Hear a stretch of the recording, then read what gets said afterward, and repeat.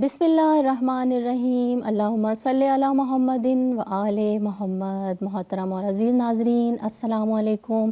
امید ہے کہ آپ سب بخیر و عافیت ہوں گے۔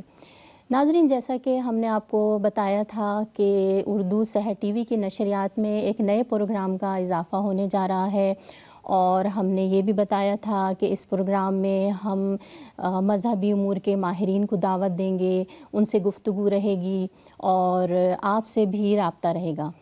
تو آج حسب وعدہ ہم پروگرام کا پہلا حصہ لے کر آج آپ کی خدمت میں حاضر ہیں، اور ہاں، پروگرام کا نام بتاتی چلوں، پروگرام کا نام ہے جینے کا سلیقہ۔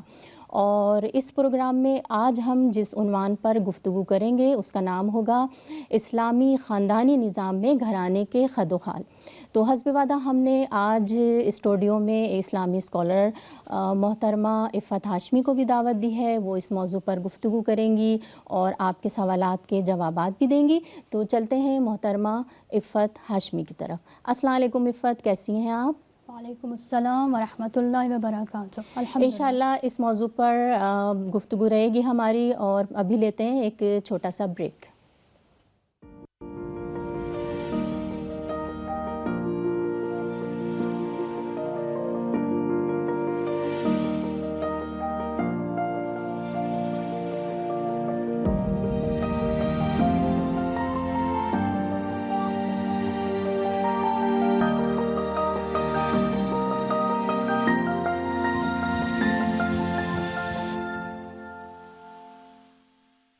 انشاءاللہ کہ عفت کیسی ہیں آپ؟ ٹھیک ٹھاک ہوں گی؟ اور جیسا کہ میں نے ابھی بتایا کہ ہم یہ جو پروگرام شروع کرنے جا رہے ہیں، آج پہلا پروگرام ہے، اور جو ہم نے آج ٹاپک لیا ہے وہ ہے اسلامی خاندانی نظام میں گھرانے کے خد و خال۔ تو انشاءاللہ آپ سے اسی سلسلے میں اسی کے ذیل میں آپ سے گفتگو رہے گی۔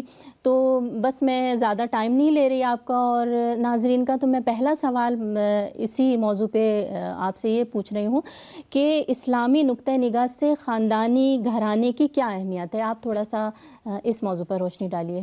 اعوذ باللہ من الشیطان الرجیم، بسم اللہ الرحمن الرحیم، وبہ نستعین، انہ خیر ناصر و معین، وصلی اللہ علی آلہ الطیبین المعصومین علیہ الصلاۃ والسلام، لا سیما بقیۃ اللہ روحی و ارواحنا۔ السلام علیکم ورحمۃ اللہ وبرکاتہ۔ جیسے کہ ہم سب جانتے ہیں کہ تاریخ بشریت سے لے کر آج تک یہ خاندانی جو عائلی زندگی کا نظام ہے، ایک ایسا نظام ہے کہ اس پہ شروع سے بہت زیادہ زور دیا جا رہا ہے، بہت زیادہ اس کو اہمیت دی جاتی ہے۔ اگرچہ چاہے دین اسلام میں دیکھیں، جی بالکل، یا دین اسلام سے ہٹ کر بھی دیکھیں، تو اس موضوع پر جو ہے بہت زیادہ زور دیا گیا ہے کہ اس موضوع کو کسی طریقے سے سولو کیا جائے، تاکہ یہ جو معاشرے میں برائیاں پھیلی جا رہی ہیں، یہ جو سسٹم ہے جو معاشرے کو ضعیف کر رہا ہے، کمزور کر رہا ہے، اس کا مقابلہ کیا جائے۔ جی تو اس آپ کے سوال کا جواب دینے سے پہلے میں چاہوں گی کہ خاندان اور عائلی نظام زندگی کسے کہتے ہیں، ایک مختصر سی اس کی میں جو ہے آپ کو اس کا معنی اور اس کی توضیح بتاتی چلوں کہ جیسا کہ دیکھیں خاندان کس کو کہتے ہیں۔ خاندان بہت ساری تعریفیں اس میں آئی ہیں۔ ایک تعریف یہ ہے کہ خاندان جو ہے دو یا دو سے زیادہ افراد پر مشتمل ہوتا ہے، اس کے وجود میں آنے میں دو یا دو سے زیادہ افراد کی ضرورت ہوتی ہے، اور اس کا خاندان کا اس عائلی نظام زندگی کا مقصد اور ہدف کیا ہے؟ بہت سارے مقاصد ہیں، لیکن اس کا بنیادی ہدف یہ ہے کہ یہ تولید نسل کرے۔ کیا مطلب؟ یعنی بچوں کی پیدائش، اور بچوں کی پیدائش کے بعد ان کی پرورش، جو کہ بہت مین مسئلہ ہے، تاکہ معاشرے کو جو ہے ایک اچھے سالم اور صالح افراد مہیا کریں۔ یہ ایک خاندان کی بنیادی اور اساسی ڈیوٹی ہے۔ اب اس ٹاپک پہ گفتگو کرنے سے پہلے میں چاہوں گی تھوڑا سا مقدمے کے طور پہ ایک چیز کو بیان کرتی چلوں۔ جیسا کہ ہم سب جانتے ہیں کہ پروردگار عالم نے تمام مخلوقات کو کسی ہدف اور مقصد کے تحت خلق کیا ہے۔ ایسا نہیں ہے کہ خدا نے بغیر کسی ہدف کے مخلوقات کو خلق کیا۔ اس مخلوقات میں انسان بھی ہیں، حیوان بھی ہیں، جمادات بھی ہیں، نباتات بھی ہیں، سب چیزیں ہیں اس میں۔ اور خود قرآن مجید میں خداوند متعال یہ فرما رہا ہے کہ سورہ مومنون کی آیت ہے 115 کہ خداوند متعال فرماتے ہیں کہ آیا تم گمان کرتے ہو کہ ہم نے تمہیں بغیر کسی مقصد کے خلق کیا ہے؟ اور پھر اسی کا جواب دینے کے لیے خداوند متعال جو ہے قرآن مجید میں ارشاد فرماتا ہے، سورہ زاریات ہے، آیت نمبر ہے 56، بسم اللہ الرحمن الرحیم، وما خلقت الجن والانس الا لیعبدون، کہ ہم نے جن اور انس کو خلق نہیں کیا مگر عبادت اور بندگی کے لیے۔ اب عبادت اور بندگی دوستوں یہ نہیں ہے کہ فقط ہم نماز پڑھیں، روزہ رکھیں، زکوٰۃ، خمس، واجبات الہی کو انجام دینا، یہ صحیح ہے، عبادت ہے، جی بالکل، لیکن اس کے ساتھ ساتھ ہر وہ کام جو ہمیں خدا کے نزدیک کرے، یعنی ہر وہ کام جس میں خدا کی اطاعت اور پیروی ہو، وہ عبادت سمجھا جاتا ہے، جی بالکل، عبادت۔ اور خداوند متعال کیوں فرما رہا ہے کہ میں نے تمہیں عبادت کے لیے خلق کیا ہے؟ کس کی عبادت؟ خدا کی۔ اب خداوند کریم جو ہے نعوذ باللہ آیا محتاج ہے ہماری عبادتوں کا؟ ہرگز ایسا نہیں ہے۔ خداوند کریم وہ ذات ہے کہ جو دوسروں کی نیاز مندی کو دور کرنے والی ہے، خود بے نیاز ہے۔ اسی لیے دیکھیں، اور عبادت کا ایک فلسفہ کیا ہے؟ جب خدا فرما رہا ہے کہ تم عبادت کرو مجھ خدا کی، تو اس میں ہم انسانوں کی بہتری ہے، خدا کو اس سے کوئی فائدہ نہیں پہنچتا، چاہے ہم اس کی عبادت کریں یا نہ کریں۔ کیوں خدا نے کہا کہ میری عبادت کرو؟ کیونکہ اس میں ہم انسانوں کی ترقی ہے، ہم انسانوں کو کمال تک پہنچانا ہے خداوند متعال نے۔ اور اسی عبادت میں ایک کیا ہے؟ خاندان کی تشکیل، یعنی عائلی نظام زندگی کو وجود میں لانا۔ اس کو کیا کہتے ہیں؟ اگر عام لفظوں میں بیان کروں، شادی اور ازدواج کی جو ہے خداوند متعال نے حکم دیا ہے، کیونکہ یہ خاندان ہے جو انسان کو کیا ہے کہاں تک پہنچاتے ہیں؟ کمال تک، کمال حقیقی تک۔ خداوند متعال اس کا حکم دے رہا ہے۔ قرآن مجید کی جو ہے آیت ہے، آیت نمبر ہے سورہ نور ہے، اس میں آیت نمبر ہے 32 میں، یہاں بھی جو ہے خداوند متعال یہ فرما رہے ہیں، میں اس کا ترجمہ پڑھتی چلوں، اور تم میں سے جو لوگ بے نکاح ہوں اور تمہارے غلاموں اور کنیزوں میں سے جو صالح ہوں ان کے نکاح کر دو۔ دیکھیں آگے بھی اس کا آیت ہے، لیکن ہمارا جو موضوع ہے فقط یہیں تک ہے۔ بس خداوند متعال کیا فرما رہا ہے؟ حکم دے رہا ہے ازدواج کا، شادی کا۔ کیوں؟ اس لیے کہ یہ ہماری فطرت کے مطابق ہے۔ ایسا اچھا، تو نہیں یعنی ہے خاندانی گھرانے کی ابتدا کہاں سے ہوتی ہے؟ یعنی خاندانی گھرانے کی ابتدا جو ہے وہ یہیں سے ہوتی ہے یا کس طرح؟ یہ اس کا آپ تھوڑا سا مثلا بتائیں جو آپ بتا رہی ہیں۔ انشاءاللہ جی وہاں تک بھی جی آہستہ آہستہ پہنچیں گے۔ میں فقط یہ چاہوں گی کہ اگر ہم انسان فقط خدا کی خلقت کے ہدف کو جان لیں تو بہت سارے ہمارے مسائل جو ہیں سولو ہو جائیں گے۔ خدا نے ہمیں پیدا کیا، اس کی عبادت کریں۔ اب عبادت کا کیا فائدہ ہے؟ عبادت ایک تو ہے کہ دیکھیں نماز پڑھنے سے، ذکر الہی سے کیا ہے؟ دل کو سکون ملتا ہے۔ اسی عبادت کے زمرے میں خاندان کی تشکیل بھی ہے، خاندان کو وجود میں لانا بھی ہے۔ خاندان کو وجود میں لانے سے کیا ہوتا ہے؟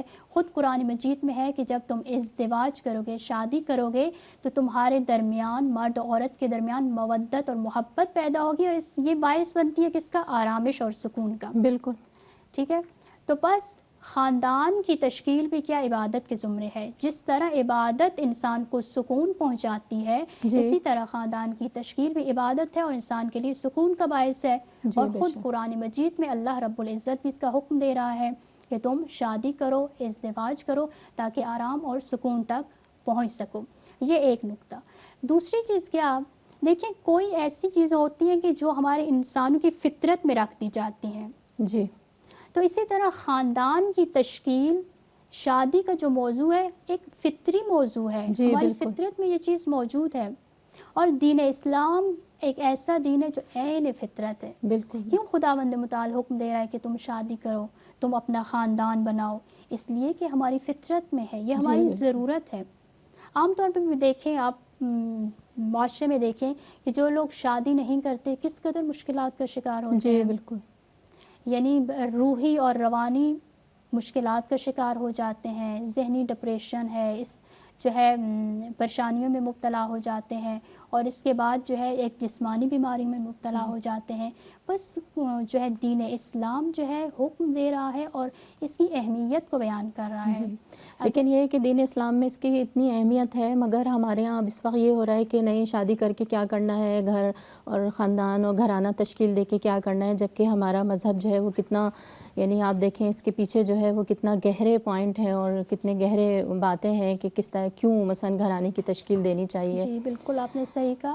آج کل دیکھیں یہ جو فکر جو آپ بیان کر رہی ہیں کہ ہر کوئی اس جو ہے نا فطری جو پوائنٹ ہے نا اس سے دور بھاگتا ہے، کہتا ہے کہ چھوڑیں کیا، شادی کرنی بہت مشکلات میں پھنس جائیں گے. یہ غربی فکر ہے، یورپین فکر ہے. جی بالکل. جو یہ کہتے ہیں نا کہ آج کل کے دور میں دیکھیں جی وہ بالکل اکیلا رہنے کو پسند کرتے ہیں، کہتے ہیں کوئی تنہائی وحشت ناک نہیں ہے. جی جیسے پہلے تھا نا کہ تنہائی جو انسان کو ہے کیا ہے، انسان کے لیے وحشت کا باعث بنتی ہے. کہتے ہیں وحشت ناک نہیں ہے کیونکہ آج کل آپ دیکھ رہی ہیں ٹیلی فون ہے، ٹیبلٹ ہے، موبائل ہے اور کئی قسموں کے برنامے ہیں کہ پوری رات جو ہے کیا دیکھ کے گزار دیتے ہیں. کہتے ہیں کوئی ہمیں بوریت نہیں ہو رہی. لیکن یہ کیا ہے، اپنی ضرورت کو دبا رہے ہیں. بالکل. جی اپنی نیاز مندی کو دبا رہے ہیں. کیونکہ ایک فطری چیز جب بھی آپ اپنی فطرت سے ہٹ کے کوئی کام کریں گے نا تو آپ کے لیے وبال جان بن جائے گا. بالکل بالکل. وہ یہ فکر کرتے ہیں کہ شاید اس طرح جو ہے ہم جو ہے بہت آسانی سے زندگی گزاریں گے. بالکل. لیکن ایک ایسے مرحلے پہ پہنچ جاتے ہیں کہ یہی ڈرامے، فلم اور بہت سارے جو تفریحی پروگرام ہیں ان کو دیکھ کے وہ تھک جاتے ہیں، ذہنی مریض ہو جاتے ہیں یا یہ ایسے مقام پر پہنچ جاتے ہیں کہ جہاں مجبور ہو جاتے ہیں، کہتے ہیں کیا زندگی ہے، کوئی ہدف ہی نہیں ہے. اور اس مقام پہ پہنچتے ہیں کہ آخر میں کیا ہے جو ہے خودکشی پہ آ جاتے ہیں کہ چھوڑیں اس زندگی سے کیا جس کا کوئی ہدف نہ ہو، کوئی مقصد نہ ہو. بس دین اسلام ایک بہت ہی دقیق دین ہے. ایسا دین ہے جو انسان کی فطرت کے مطابق نازل ہوا ہے کہ جو چیزیں ہمارے اندر فطرت میں موجود ہیں اسی طرح دین اسلام کے احکام بھی ہیں. ہماری فطرت، ہماری یہ ضرورت ہے. دیکھیں انسان جب پیاسا ہوتا ہے تو اس کو کس چیز کی ضرورت ہے؟ اس کو ضرورت ہے پانی کی. جب تک وہ پانی نہیں پیے گا اس کی پیاس نہیں بجھے گی. بالکل. اور جب وہ پانی پی لیتا ہے، اس کی پیاس بجھ جاتی ہے تو وہ بہت ریلیکس ہو جاتا ہے. جی بے شک. اس کا ذہن بھی صحیح کام کرتا ہے، اس کا روحی لحاظ سے بھی بہت اچھی فکر کر سکتا ہے اور جسمانی لحاظ سے بھی بہت اچھی زندگی گزار سکتا ہے. بالکل اسی طرح جب ہم اپنی ضرورت کو دبا دیں گے تو اس کا رزلٹ کیا ہوگا؟ اس کا رزلٹ یہ ہوگا کہ جو ہے ہم اچھی زندگی نہیں گزار سکتے. بس جبکہ جیسا کہ میں نے کہا کہ شادی اور خاندان کو وجود میں لانا ایک فطری امر ہے. کس طرح خود قرآن مجید میں خداوند متعال فرماتا ہے کہ ہم نے جو ہے تمہیں خلق کیا کس طرح، یعنی جوڑوں کی شکل میں ہے. ایک طبیعت کا نظام دیکھیں، عالم ہستی کا نظام. اچھا یہ سوال جو ہے یہ خاندانی گھرانے کی ابتدا کہاں سے ہوئی؟ یہ میرا دوسرا سوال ہے جو میں آپ سے کر رہی ہوں، تو اسی حوالے سے پھر آپ آگے بات کیجئے. جی ہے، اگر دیکھیں کیونکہ جو ہے نا یہ موضوع بہت زیادہ وسیع ہے. جی بالکل، اسی لیے اور ہمارے پاس اصل میں ٹائم کم ہوتا ہے تو ہم چاہتے ہیں کہ بہت اہم پوائنٹ پہ. صحیح ہے. فقط میں قرآن کی ایک آیت کی طرف اشارہ دیتی ہوں. جی آپ بتائیے.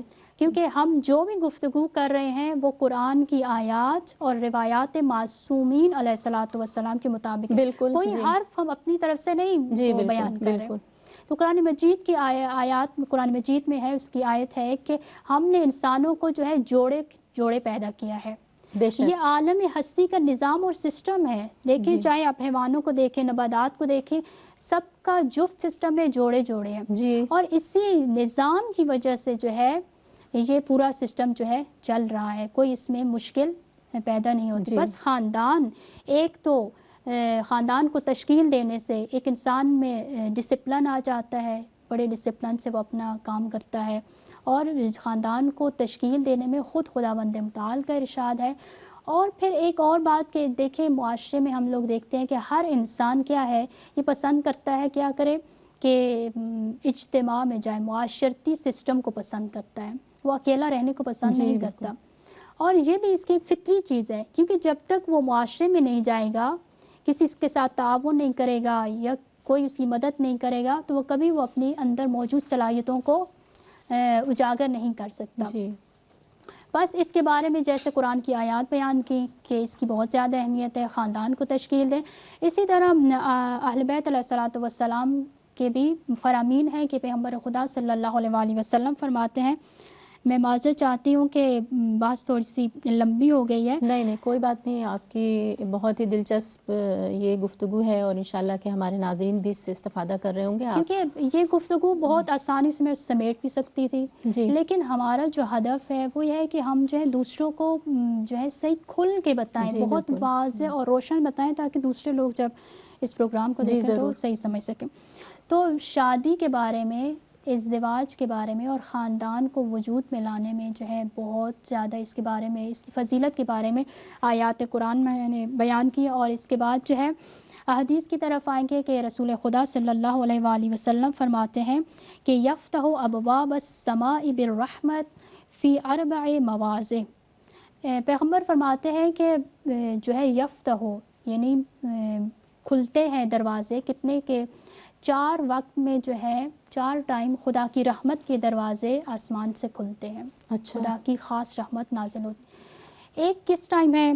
عند نزول المطر، بارش کے ٹائم رحمت کے دروازے کھلتے ہیں. اسی لیے کہا گیا کہ جب بارش ہو تو آپ جو ہے خدا سے دعا کریں، خدا دعا کو قبول کرتا ہے. اور دوسری عند نظر الولد فی وجہ الوالدین، یعنی ایک بچے کا، ایک لڑکے یا لڑکی کا اپنے والدین کے چہرے کی طرف دیکھنا، اس سے جب وہ دیکھتا ہے تو خدا کی رحمت کے دروازے آسمان سے کھلتے ہیں. اور تیسری چیز یہ کہ عند فتح باب الکعبہ، کہ جب خانہ کعبہ کا دروازہ کھلتا ہے تو خدا کی رحمت کا دروازہ بھی آسمان سے کھل جاتا ہے. اور جو چوتھی چیز ہے جو ہمارے موضوع سے ریلیٹڈ ہے وہ ہے عند النکاح، یعنی نکاح کے وقت جب ایک عورت اور مرد محرمیت کا صیغہ پڑھ رہے ہوتے ہیں اور ایک دوسرے کے لیے محرم ہو رہے ہوتے ہیں اور ازدواج کے بندھن میں وہ باندھ رہے ہوتے ہیں، تو اس وقت کیا ہے؟ خداوند متعال کی رحمت کے دروازے کھلتے ہیں. دیکھیں کس قدر اہمیت ہے اس خاندان کو اور عائلی نظام کو تشکیل دینے کی. انشاءاللہ کہ خداوند متعال ہم سب کو توفیق دے کہ ہم جو ہے اس نظام کو احسن طریقے سے، یعنی اچھے طریقے سے تشکیل دیں اور گھبرائیں نہیں، کیونکہ خود خداوند متعال فرماتا ہے کہ ازدواج کے اس امر کو، شادی کے اس امر کو ہر حالت میں انجام دو. یعنی شادی کرو اور اس کی فکر میں نہ رہو کہ میرے پاس پیسہ نہیں ہے، کیا ہوگا کیا نہیں ہوگا، کیونکہ رزق اور روزی کا ذمہ دار خداوند متعال ہے. جی. اور کہتے ہیں کہ ازدواج کے بندھن میں جب بن جاتے ہیں تو خود خداوند نے جو وعدہ لیا ہے وہ خود فقر کو دور کر دیتا ہے اور خود وہ ان کی روزی اور رزق کو فراہم کرتا ہے. قرآن مجید کی آیت ہے کہ تم فقر کی وجہ سے جو ہے اس شادی جیسے مقدس امر کو پیچھے نہ ہٹو، یعنی اس مقدس امر سے غافل نہ ہو، کیونکہ رزق اور روزی کا ذمہ ہم نے لیا. لیکن افسوس کہ آج کل کے معاشرے میں جو ہے بہت کم جو ہے ہم ان آیات پہ یقین رکھتے ہیں، کیونکہ آج کل کے آپ خود جانتے ہیں کہ آج کل کے معاشرے میں کس قدر یہ جو شادی کا جو موضوع ہے کتنا سخت ہو گیا ہے. جی بے شک. اور سب سے مین وجہ اس کی کیا ہے؟ یہ اقتصادی مسائل ہیں، پیسے، مال و دولت کی وجہ سے. نہیں تو ہم نے خود بھی تو سخت لیا ہے نا اس کو، ہم نے خود بھی سخت لیا ہے کہ بہت دھوم دھام سے یہ شادی ہونی چاہیے، یہ سب ہونا چاہیے. اس وجہ سے بھی جب تک وہ کہتے ہیں کہ جب تک مہریہ اتنا نہیں ہوگا یا ہمارے پاس پیسے نہیں ہوگے کہ دھوم دھام سے شادی کریں تو کیا شادی نہیں کرتے. اور وہ جو لڑکا اور لڑکی ہے جس کی ضرورت ہے وہ کیا ہے؟ دب جاتی ہے. اور ایک ٹائم ہوتا ہے شادی کے جب وہ دب جاتی ہے تو کافی سارے معاشرے میں مسائل پیدا ہو جاتے ہیں، جو کہ نہایت ہی افسوس کے ساتھ کہوں کہ آج کل ہم لوگ دیکھ رہے ہیں. یہ ہماری ہی جو ہے غفلت کی وجہ ہے کہ ہم نے دین اسلام کو بہت سخت لے لیا. ہم کہتے ہیں کہ دین جو ہے بہت سخت ہے، حالانکہ دین اتنا سخت نہیں، دین تو بہت آسان ہے. دین تو یہی کہہ رہا ہے کہ بھئی تمہارے پاس پیسے نہیں ہیں، کوئی مشکل نہیں، تم شادی کرو. یہ یورپین فکر ہے، غربی فکر ہے جو دیکھا دیکھی میں، دنیا داری میں جو ہے انسان مصروف ہے. جب دنیا میں ہم آ جائیں گے اور آخرت کو بھول جائیں گے، خدا کو بھول جائیں گے، تو اس کا نتیجہ کیا ہوگا؟ کہ ہمیں کچھ بھی نہیں ملے گا. یعنی ہماری یہ دین تو آپ دیکھیں نا، یہ دین تو ہمارا اپنا بنایا ہوا ہو گیا نا، ہم تو پھر اسلام پر عمل پیرا ہو ہی نہیں رہے ہیں.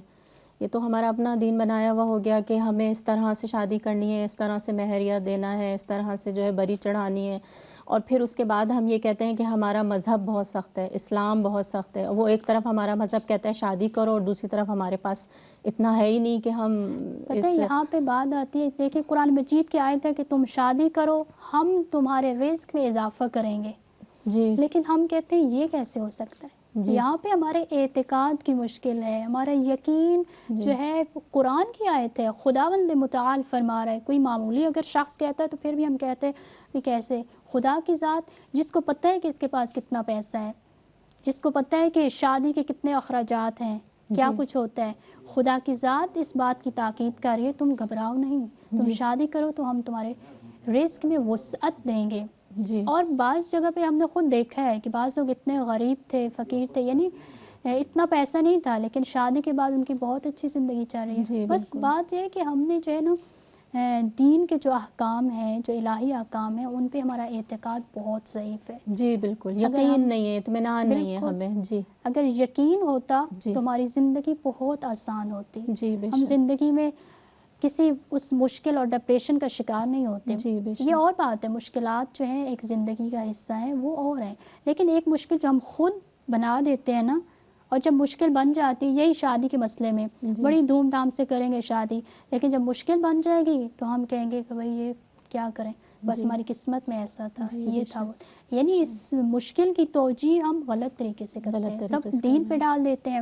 ہیں. جب دین ہماری ضرورت کے مطابق چلے گا تو جی دین بہت اچھا ہے، جی لیکن جب دین ہے کہ بھئی دین کو اگر لیں تو لوگ کیا کہیں گے. جی جی یہ بھی دیکھیں نا بالکل کہ بالکل. معاشرے میں یہی ہوتا ہے کہ شادی جی کے لیے کیا ہے کہ بھئی ہمارے پاس پیسہ نہیں ہے، بھئی کوئی بات نہیں، پیسہ نہیں ہے تو شادی ہو سکتی نہیں ہے، بالکل لوگ کیا بالکل کہیں گے. بالکل بالکل.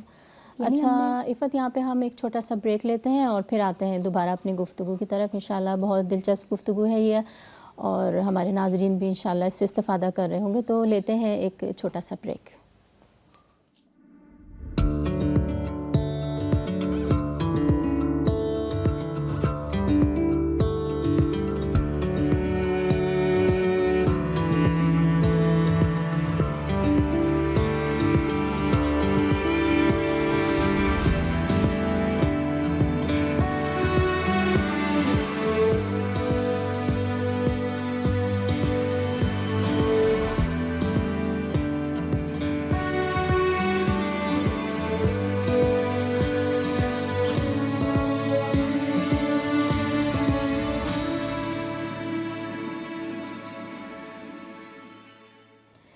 ویلکم بیک ناظرین، اور انشاءاللہ کہ ہمارے پروگرام آپ کو پسند آ رہا ہوگا، اور چلتے ہیں دوبارہ سے عفت ہاشمی کی طرف. اور وہی جو سوال ہم نے آپ سے کیا تھا کہ خاندانی گھرانے کی ابتدا کہاں سے ہوتی ہے، تو اسی کو ہم جاری رکھتے ہیں، اسی سلسلے کو.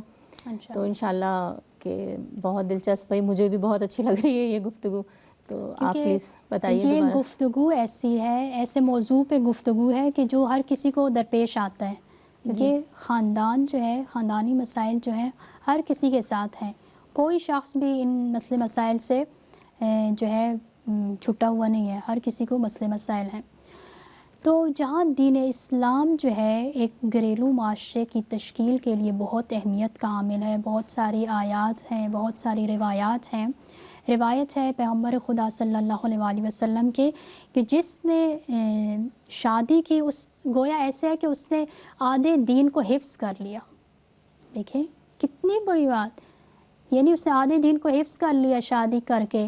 اب جو آدھا دین ہے وہ کیا ہے؟ شادی کے بعد ہے، جی بچوں کی تربیت ہے. اس کے لیے جو ہے کوشش کرے کہ اس آدھے دین کو ہاتھ سے نہ جانے دے، کہ بچوں کی اچھی تربیت کرے.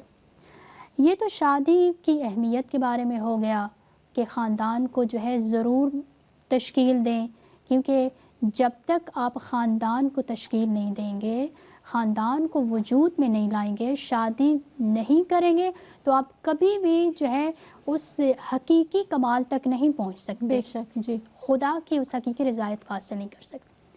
اب یہاں پہ بہت امپورٹنٹ کویسچن جو آپ نے کیا، بہت ہی اہم کویسچن ہے کہ اس زندگی کی ابتدا کہاں سے ہوتی ہے.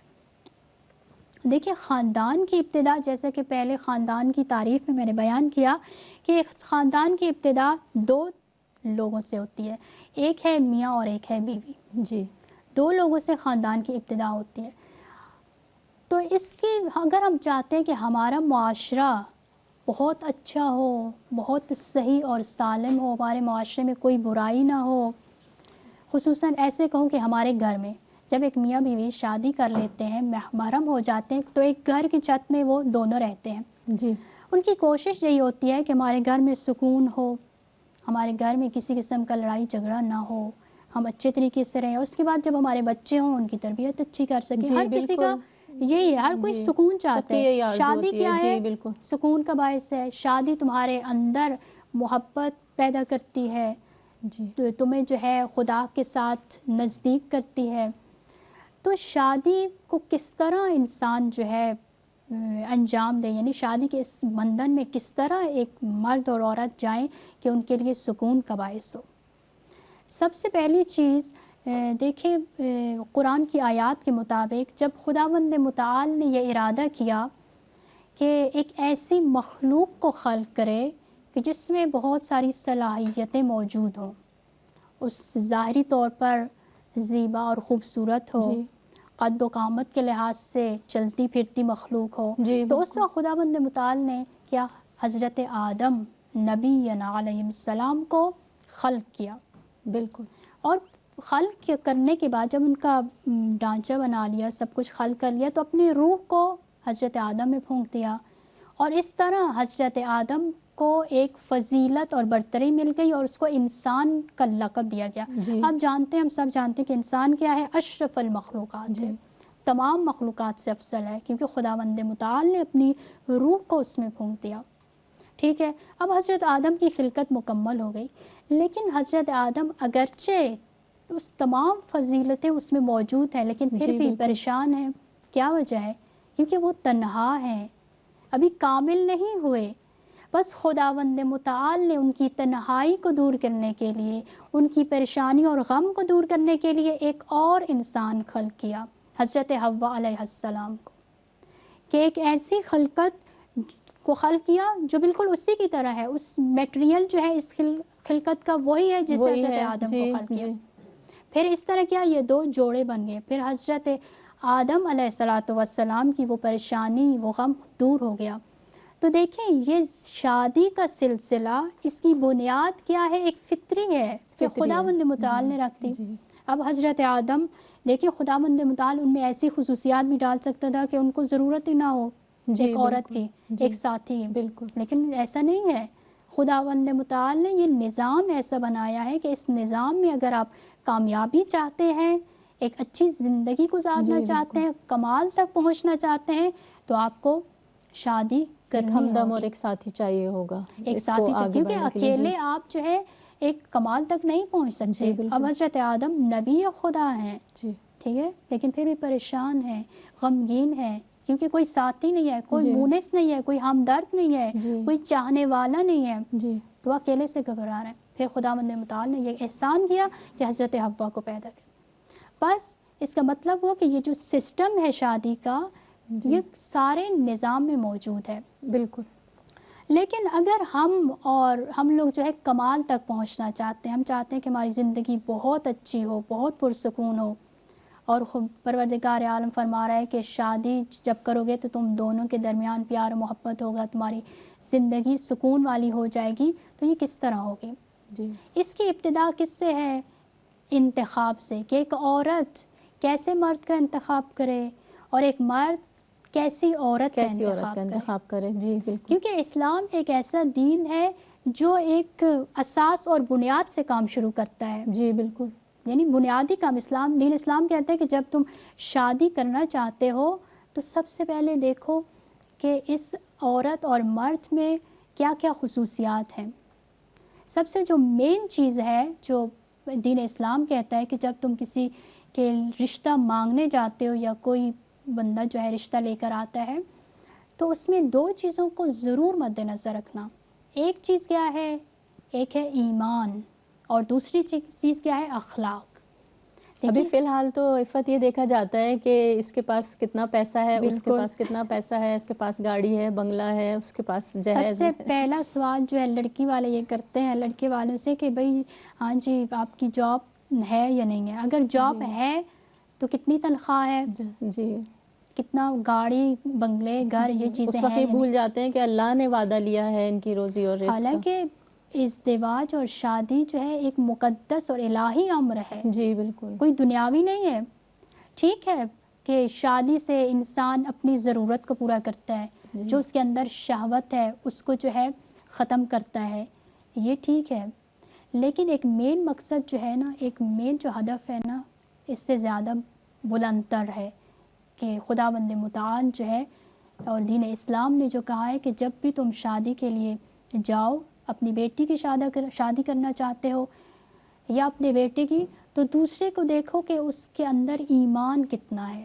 اچھا، ایمان یعنی اس کے اندر ایمان سے کیا مراد ہے؟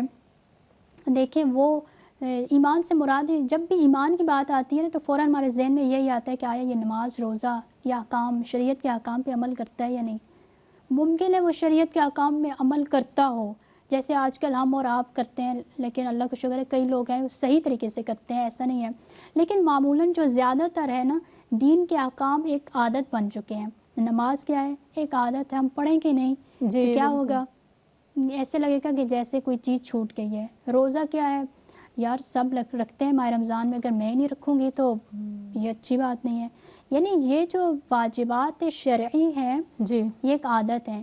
اگر کسی کے ایمان کو دیکھنا ہے تو کیا ہے، اس کے ساتھ آنا جانا رکھیں کہ وہ صداقت میں یعنی سچائی میں کیسا ہے، آیا سچ بولنے والے ہیں، آیا رازدار ہیں، آیا دوسروں کی ہیلپ کرنے والے ہیں، یہ چیزیں دیکھیں۔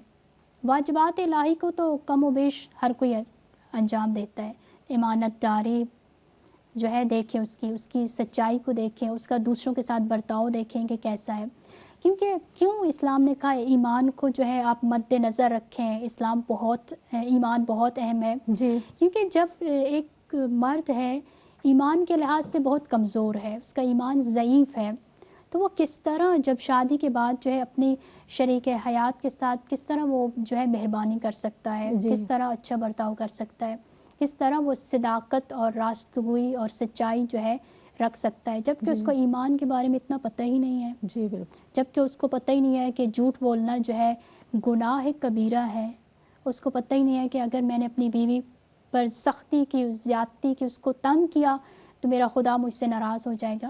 تو یہاں پہ ایمان بہت ضروری ہے۔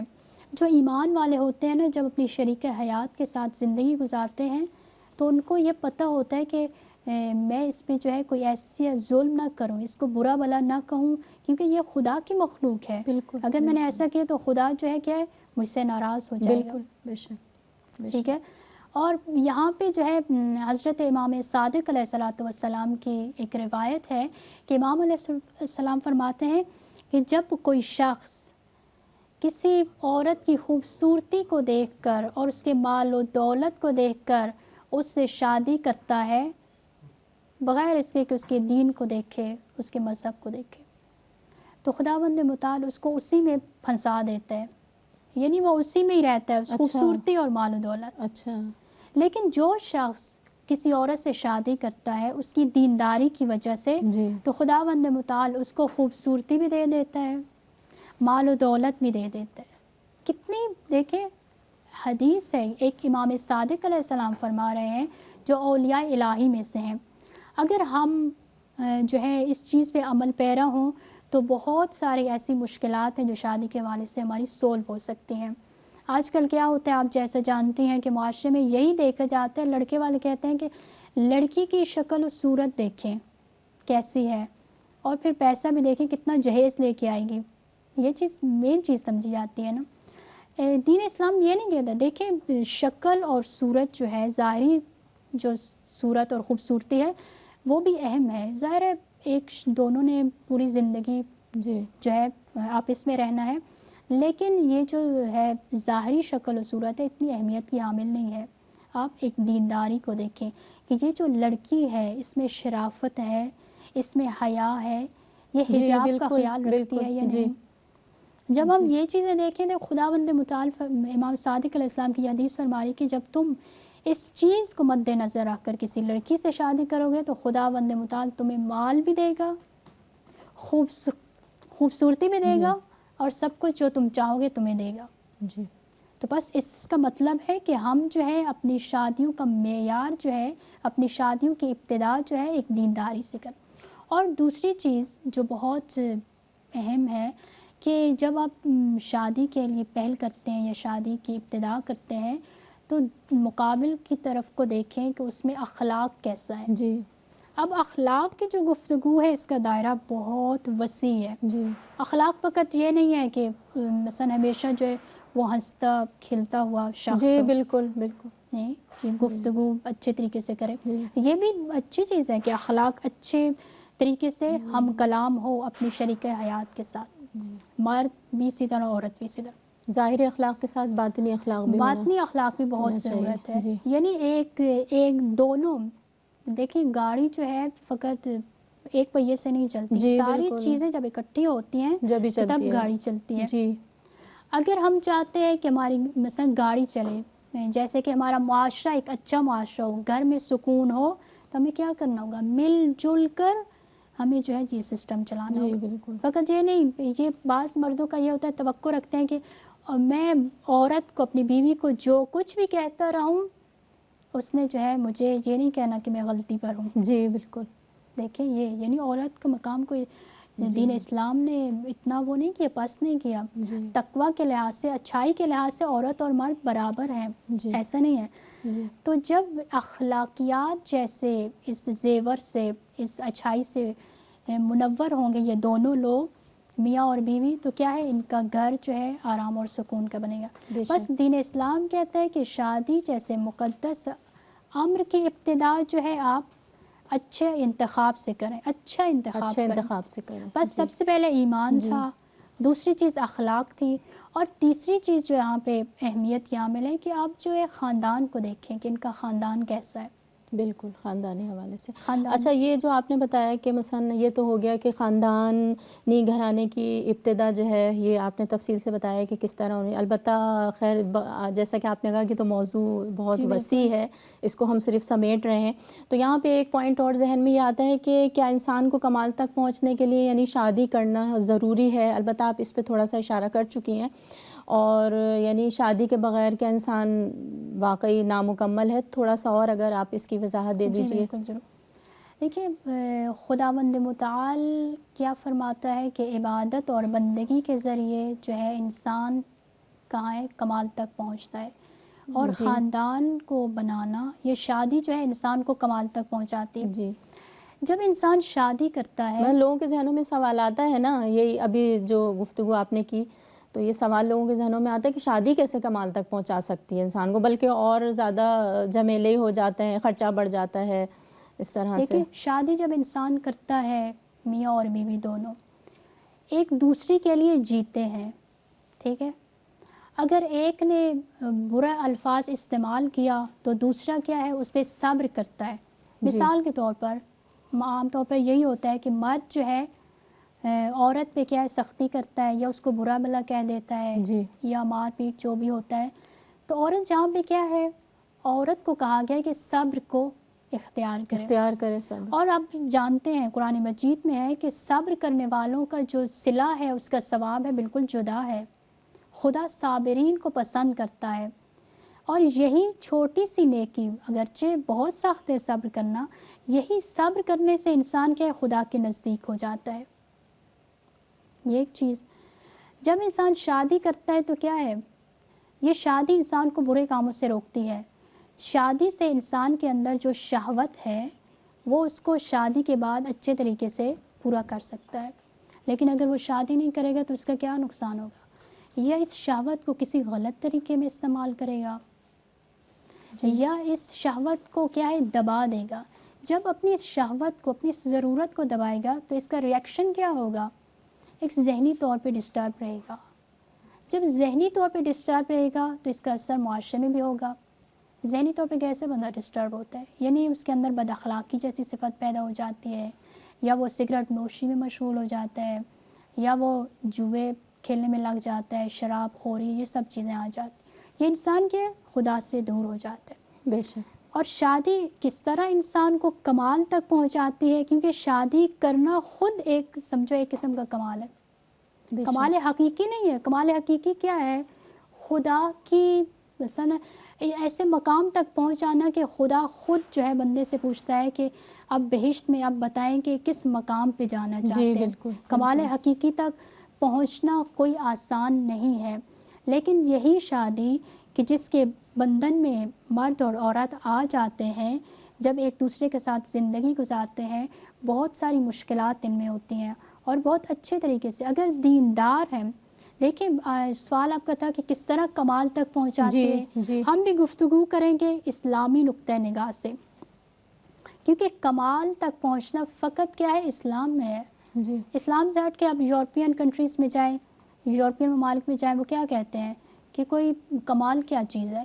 کمال ہمارا ہدف ہے نا، لیکن ان کا ہدف نہیں ہے۔ وہ کہتے ہیں کہ ہم نے جو ہے کھانا پینا زندگی گزارنی ہوتا، ہمارا ہدف کیا ہے کہ ہم نے کمال تک پہنچنا ہے۔ کمال کیا ہے؟ خدا کی رضایت ہے۔ شادی کریں گے تو خدا آپ سے راضی ہوگا، جب خدا راضی ہوگا تو آپ کامل ہو جائیں گے، یعنی مکمل ہو جائیں گے۔ یہ شرط ہے۔ کس طرح آپ مکمل ہوں گے؟ جب آپ خدا اور دین خدا کی بتائی ہوئی اصول اور قوانین پر عمل کریں گے تب۔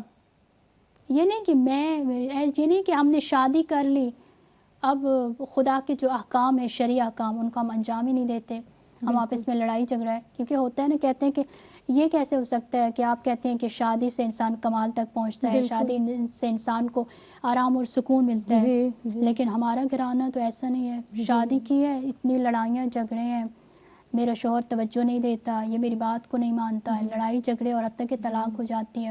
وہ اس مقصد کو پھر نہیں پا سکتے نا، پھر وہ جو اللہ نے جو نظام رکھا ہے یا اللہ نے جو گہرائی رکھی ہے گھرانے کی تشکیل کے لیے، وہ اس کو پھر وہ نہیں سمجھ پاتے ہیں، اسی لیے لڑائی جھگڑے۔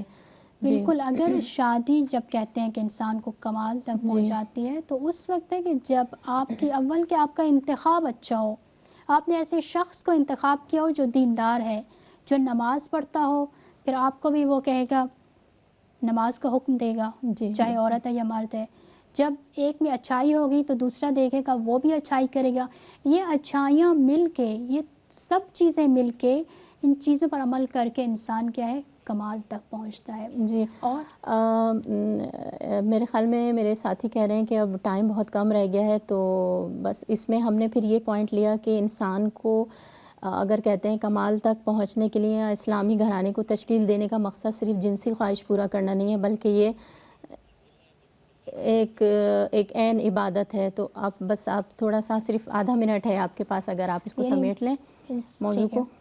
بس شادی کا موضوع بہت امپورٹنٹ موضوع ہے، انشاءاللہ ہم اس موضوع پہ گفتگو کرتے رہیں گے، آگے بڑھیں گے اس کو لے کے اگلے پروگراموں میں۔ فقط جو کچھ میں نے ابھی بیان کیا ہے میں اس کو سمیٹتی چلوں کہ انسان اگر چاہتا ہے کہ اس کو ایک اچھا خاندان ملے، ایک اچھا معاشرہ ملے، تو خدا کے ہدف کو جانے، ایک ہدف کو جانے، اور یہ جان لے کہ یہ جو شادی ہے اس کی فطرت میں ہے، وہ اس فطرت کے مطابق چلے گا تو اس کو آرام اور سکون ملے گا۔ اور یہ شادی ایک ایسا مقدس امر ہے کہ جس سے ہم بہت ساری برائیوں سے بچ سکتے ہیں، اور کبھی بھی شادی کے مسئلے میں جو ہے گھبرائے نہیں کہ ہمارے پاس دولت نہیں ہے، ہمارے پاس پیسہ نہیں ہے تو یہ شادی کیسے ہوگی، کیونکہ خداوند متعال نے خود اس کی ذمہ داری لی ہے، اور خدا نے جب کہا ہے کہ تم شادی کرو گے تو میں تمہارے رزق میں اضافہ کروں گا، تو یقیناً خداوند متعال ایسا ضرور کرے گا کہ ہمیں جو ہے بہت شکریہ اس پہ اعتقاد رکھنا چاہیے۔ عفت ہاشمی، بہت اچھی اور دلچسپ گفتگو تھی، اور ناظرین یقیناً آپ سب نے اس گفتگو سے استفادہ کیا ہوگا۔ ہمیں آپ کی آراء کا انتظار رہے گا، اور اسکرین پہ جو ہمارے پروگرام کا واٹس ایپ نمبر ہے، ٹیلی فون نمبر ہے، جس طرح سے بھی آپ کو سہولت ہو آپ ہم سے رابطہ کر سکتے ہیں۔ ان موضوعات پہ جو ڈسکس رہے گی اس پہ آپ ہم سے سوالات کر سکتے ہیں، ہمارے اسلامی اسکالر جو ہیں وہ اس کا آپ کو جواب دیں گے۔ اور اسی کے ساتھ ہی ہمارے آج کے پروگرام کا وقت ختم ہوتا ہے۔ قمر نقوی کو اجازت دیجیے، خدا حافظ۔